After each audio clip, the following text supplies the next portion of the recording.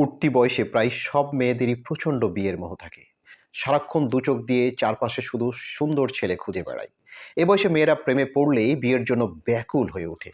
এমনকি পালিয়ে বিয়ে করতেও এক পায়ে প্রস্তুত থাকে তারা, যদি না কারো সাথে দীর্ঘ ও গভীর কোনো অ্যাফেয়ার থাকে। বয়স বাড়লে, শিক্ষিত হলে বিয়ের প্রতি তাদের অধিকাংশেরই একটা অনীহা জন্ম নেই। পড়ালেখা করে ক্যারিয়ার গড়বার এক দুরন্ত জেদ চেপে বসে তাদের মনে।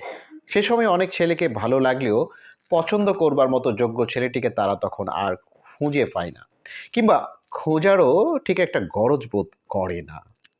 এরপর প্রতিযোগিতামূলক পরীক্ষায় অংশ নিয়ে পুরুষদের পাশাপাশি যোগ্যতার প্রমাণ দেওয়ার প্রচণ্ড একটা নেশা চেপে ধরে তাদের। সে পরীক্ষায় অনেক সাফল্যও পায়। তারপর চলে নিজের পায়ে দাঁড়াবার, স্বাবলম্বী হওয়ার সংগ্রাম, নিজেকে গুছিয়ে নেওয়ার সংগ্রাম। হয়তো গুছিয়েও নেই, কিন্তু ততদিনে পদ্মা, মেঘনা, যমুনার জল গড়িয়ে যায় বহুদূর। মেঘে মেঘে হয়ে যায় অনেক বেলা, খরচও হয়ে যায় আয়ুর সোনালী অধ্যায়গুলো। বিয়ের বাজারে নিজের চাইতে যোগ্য ছেলেকে খুঁজে পাওয়া তখন দুষ্কর হয়ে দাঁড়ায় তাদের জন্য। প্রচণ্ড মেধাবী যে মেয়েটি অনার্স মাস্টার্স পাস করে পিএইচডি শেষ করে ফেলে, কিংবা হয়ে যায় বিসিএস ক্যাডার, বিয়ের বাজারে তার চেয়ে অধিক যোগ্যতা সম্পন্ন পাত্রের খোঁজ করতে গিয়ে এক বিশাল ধাক্কা খায় সে। 30+ যোগ্য পাত্রগুলি তার 30+ বয়সটার দিকে আর চোখে তাকিয়ে মুখটা ঘুরিয়ে নেই। 21-22 বয়সের যুবতীর বর্ণিল স্বপ্নগুলো 30 পেরিয়ে বিবর্ণ হয়ে পড়ে।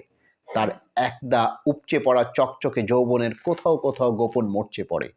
তার বিশাল আর আলো ঝলমলে পৃথিবীতে অন্ধকার নামতে থাকে।